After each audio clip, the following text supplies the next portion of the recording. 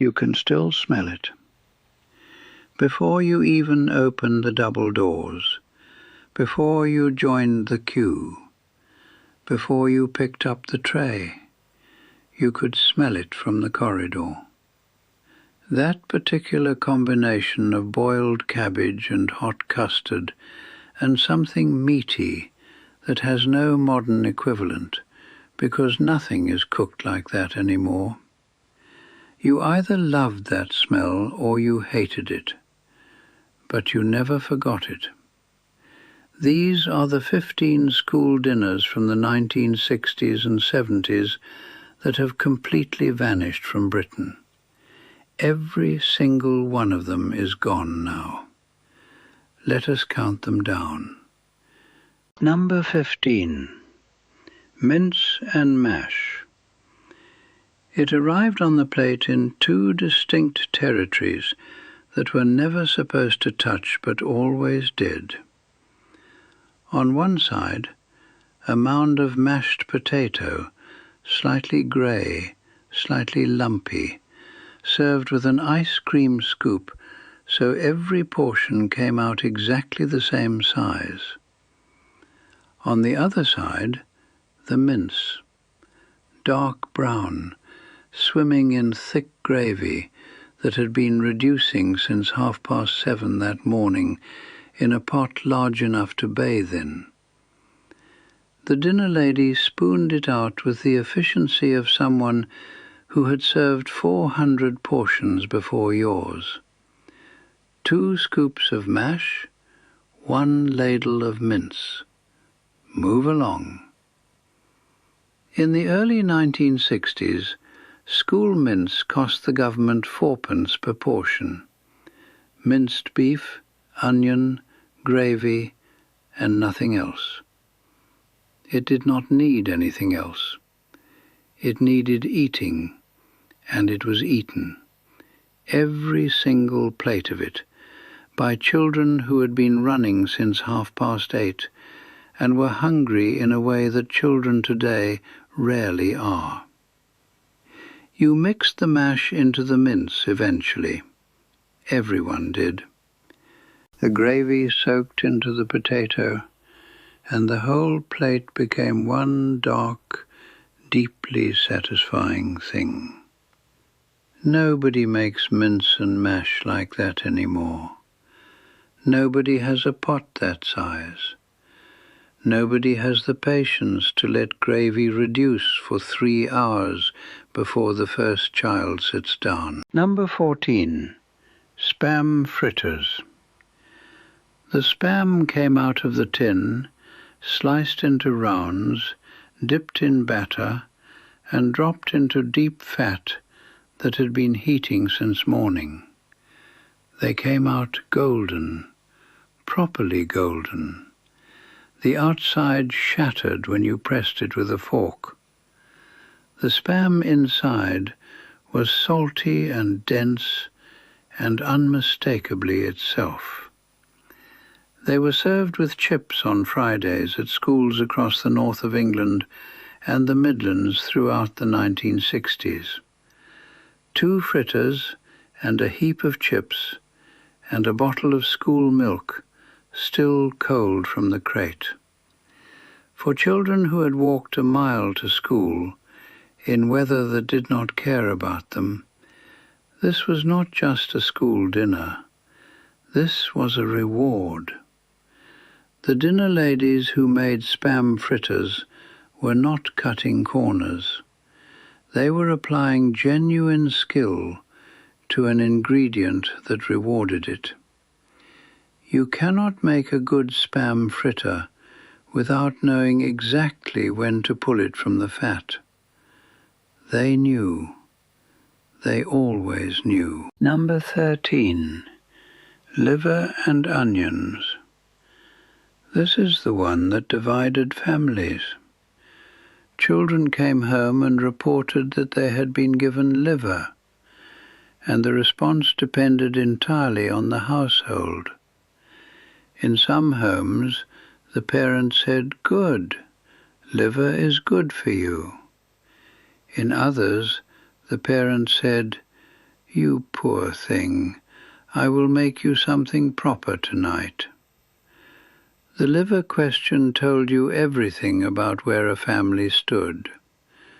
The liver was sliced thin, dusted in seasoned flour, and fried alongside onions that had been softening in fat since morning. It was served with mashed potato and thick brown gravy that appeared alongside almost everything. The gravy was the constant. Whatever else changed week to week, the gravy was always there. Liver and onions disappeared from school menus in the late 1970s, when children's food preferences began to be taken seriously for the first time. The children rejoiced. Some of their parents quietly mourned. Number 12. Semolina pudding. There was a line drawn in every school canteen in Britain, and that line ran directly through the semolina. On one side were the children who ate it with a spoonful of jam stirred through until the whole bowl turned pink, and sometimes asked for seconds. On the other side were the children who looked at it, identified it correctly as something resembling wallpaper paste, and began the quiet negotiation with whoever was sitting beside them about whether a swap was possible. It was served warm in deep bowls, with a spoonful of strawberry jam placed precisely in the center. A small red island in a white sea. The stirring was the ritual. Everyone had their own method. It cost less than a penny per child to produce. It was on the menu every week for 30 years, and then it vanished so completely that an entire generation grew up never having eaten it at all, and does not know what they missed. Number 11. Corned beef pie. The blue and white tin of corned beef that lived in every British kitchen cupboard made the journey to the school canteen and became something rather different from what it was at home. At home, it was sliced cold with pickle and bread. At school, it was diced small, mixed with potato and onion and gravy, and sealed inside thick short crust pastry that had been rolled and pressed into baking trays since 7 o'clock that morning. It came out firm on top, golden at the edges. The filling was soft and dense and deeply savory, the corned beef having broken down in the gravy until it was barely recognizable as the same ingredient from the tin. It was served in a square, always a square, with a scoop of mashed potato and a ladle of additional gravy over the top of everything. The additional gravy was not optional. The dinner lady applied it whether you wanted it or not. Number 10. Bubble and squeak cakes. Monday's school dinner told you everything about what the kitchen had left over from Friday. The bubble and squeak cakes were made from cold mashed potato and cold boiled cabbage combined, shaped into flat round patties and fried in shallow fat until a dark brown crust formed on both sides. They arrived on the plate with a characteristic sizzle that faded quickly. The crust stayed crisp for about 3 minutes before the steam inside softened it from beneath. Those 3 minutes were the window. The children who ate quickly got the crust. The children who sat talking got something softer. They disappeared when school menus were standardized in the 1980s, and the tradition of building Monday's meal from the remnants of the previous week was replaced by a fixed rota ordered from a central supplier. The dinner ladies lost one of their few remaining opportunities to improvise, and the children lost one of the only genuinely interesting things about Monday. Here is something worth pausing on. Every dinner on this list was made by women whose names nobody ever learned. Women who arrived at school kitchens before 7 in the morning, before the caretaker had unlocked the gates, before a single child had set foot on the premises. Women who peeled sacks of potatoes and stirred pots that weighed more than their children, and served hundreds of meals in 40 minutes without losing their temper or sending a single child away hungry. They were paid almost nothing. They were considered unskilled. These meals are not just food. They are the work of those women made visible, and it is long past time to say so. Number 9. Pilchard fish cakes. They appeared on Friday, always on Friday, because Friday was fish day in every school in Britain. Fish on Friday was not a religious observance by the 1960s. It was simply what Friday meant. The Pilchard fish cakes were made from tinned pilchards mashed with cold potato, shaped into flat, round cakes, coated in breadcrumbs, and fried until the outside was crisp and pale gold. Inside, the mixture was soft and yielding, the Pilchard flavour mellowed by the potato into something present but not aggressive. They were served with mushy peas and a wedge of white bread. The combination of fish cake and mushy peas and white bread, eaten in a school canteen on a Friday afternoon in 1967, is one of the most specifically British experiences it is possible to describe, and it has gone so completely that children today would not recognize a single element of it. Number 8. Stew and dumplings. The smell reached you before the canteen doors opened. Beef stew with dumplings produced a smell different from every other school dinner smell because it required hours to develop. The beef had been browning since 7:30. By the time the dinner bell rang at noon, the whole building knew what was coming, and the children who liked it had been quietly anticipating it since approximately 10 o'clock.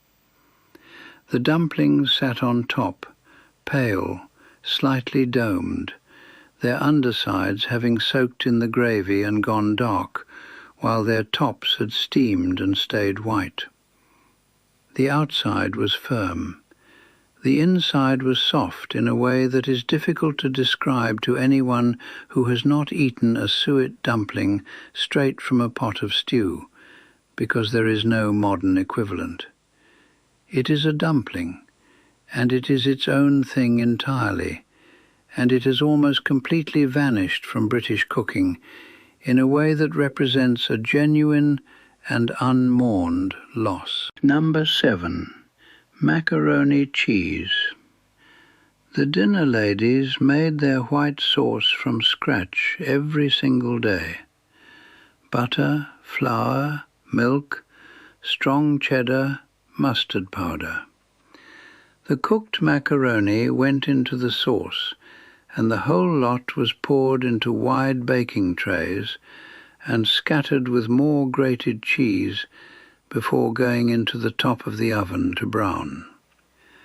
What came out was golden on top and bubbling at the edges. It was served in squares with a side of something green that nobody particularly wanted, but which appeared regardless. The macaroni cheese was the thing. The green was the obligation. Children who were given macaroni cheese at school in the 1960s and 70s understood, without being told, that they were eating something made with care. They could not have explained how they knew. Real cooking has a quality that processed food cannot replicate, and those children recognized it even without the vocabulary to name it. Number 6. Jam, roly-poly and custard. The custard arrived first, always the custard first, poured from a large metal jug that 2 hands were needed to lift when full. It came out thick and pale yellow and slightly steaming, and it pooled in the bowl and continued spreading slowly while you watched it. The jam roly-poly itself was suet pastry spread with jam and rolled into a thick cylinder, either baked until the outside was slightly firm or steamed until soft all the way through. The jam was always strawberry or raspberry, always red. When you cut through the roly-poly, the cross-section showed a perfect pinwheel of pale suet and bright jam. Arguments erupted over the end pieces. The dinner ladies knew this. They were not above using the promise of an end piece to encourage the consumption of a full plate of liver and onions before pudding was served. Number 5. Spotted Dick and Custard. Its name caused problems every single time, without exception.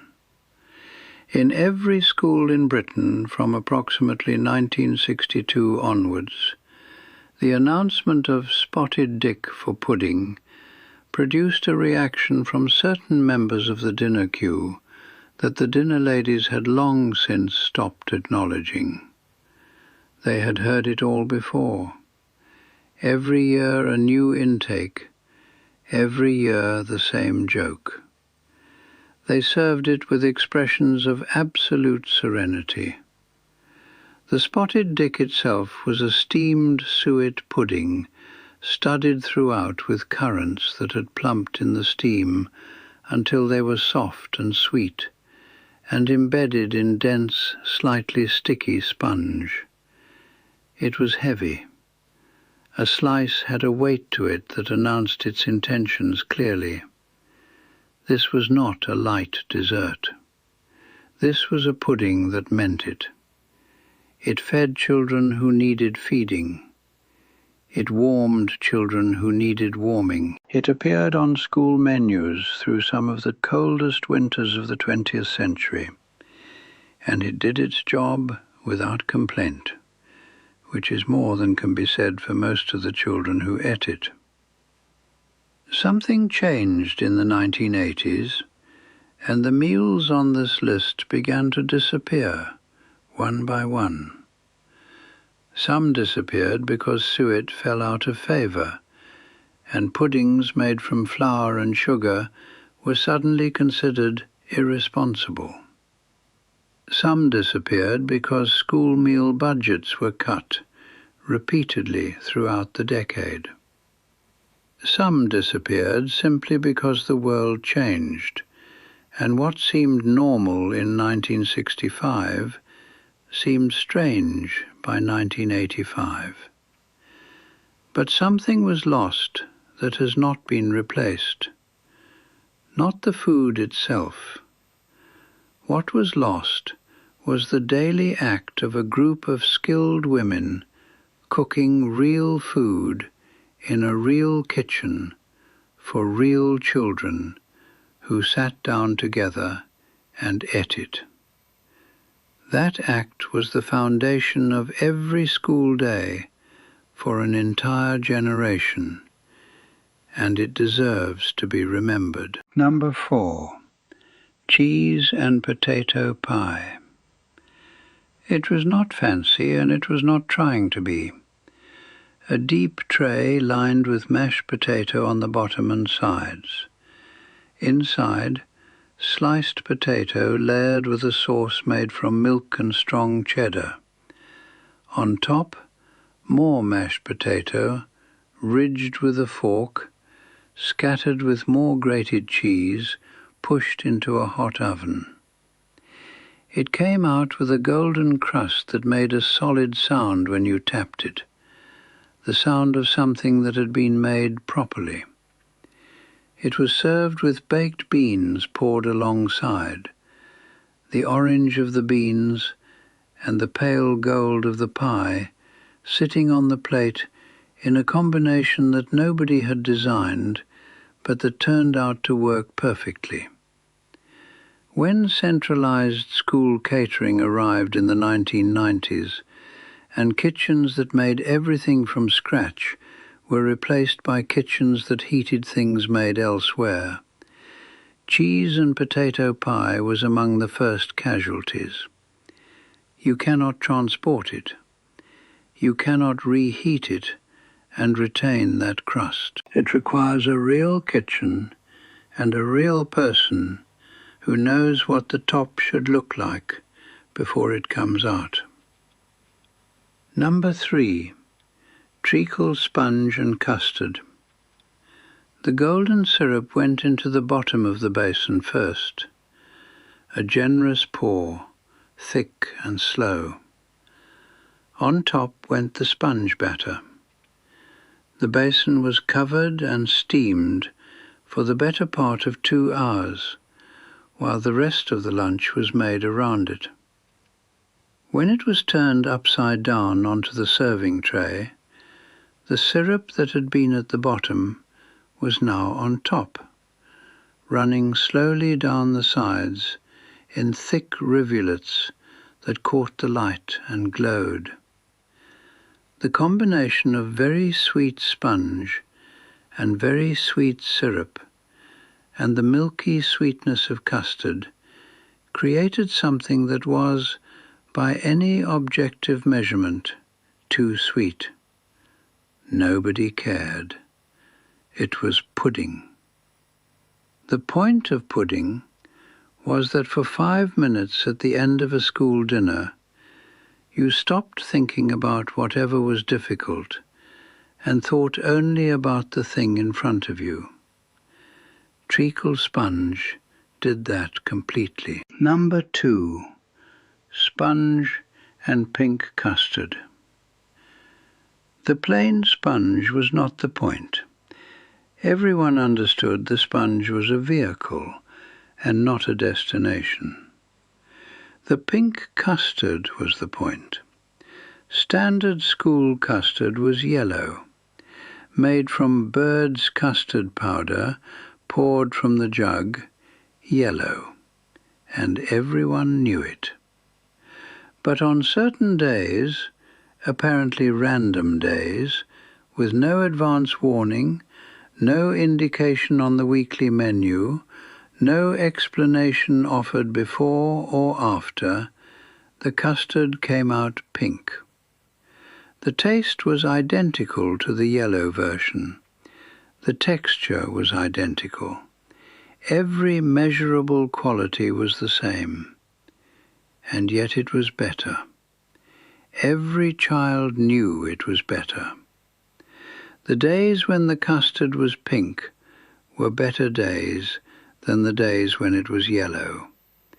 And the proof of this is that 60 years later, people who ate school dinners in the 1960s and 70s still remember the pink custard with a warmth that no amount of fine dining has ever quite replicated. The pink custard was a piece of accidental genius by an unknown dinner lady who one morning decided to make something ordinary into something that would be remembered forever.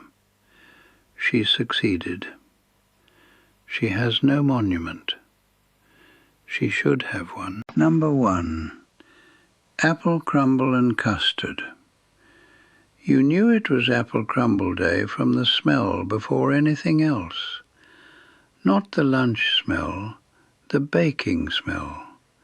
That warm, sweet, slightly sharp combination of cooking apple and brown sugar and buttered crumble topping that drifted through the school from approximately 11 o'clock and made it genuinely difficult to concentrate on whatever was happening in the classroom. Teachers noticed this. They did not mention it. They felt it too. The apples were Bramleys mostly, sweetened with sugar but not too much. The dinner ladies understood that cooking apple needs some of its sharpness preserved, or the whole thing becomes cloying. The crumble on top was flour and butter and sugar rubbed together until it looked like coarse sand, scattered thickly over the apple, going deep brown at the edges of the tray and pale gold in the middle. Both textures in the same mouthful, with the soft apple underneath. Apple crumble and custard was the pudding that everyone agreed on. The semolina divided people. The spotted dick caused noise. The liver had defenders and accusers. But apple crumble, produced in the school canteen of every primary school in Britain, a rare and genuine consensus. It was good. Everyone agreed it was good. Even the children who refused their mince, even the children who had been crying at break time, they ate the apple crumble without argument. The dinner ladies who made that apple crumble never held a qualification. They were never on television. They were never celebrated in any way the wider world noticed or recorded. They arrived before dawn and left after the washing up was done, and came back the next day and did it again. They fed a generation. The least we can do is remember what they made. These meals are not coming back. The kitchens that made them have been decommissioned. The women who made them have mostly gone. The children who ate them are grandparents now, carrying these memories in the quiet way that memories of ordinary things from childhood are carried, not as stories told often, but as feelings that return without warning when the right smell drifts through the right corridor. Tell me in the comments which one you remember. Was it the jam roly-poly or the spotted dick? Was it the pink custard? Because I want to know if anyone else's school had the pink custard and whether it tasted as extraordinary as I remember, or whether that is just what childhood does to ordinary things. These were not fancy meals. They were just real food, made by real women, for children who needed feeding. They did the job completely, every single day, without ever once being thanked for it. They deserved better than that, and so did the meals.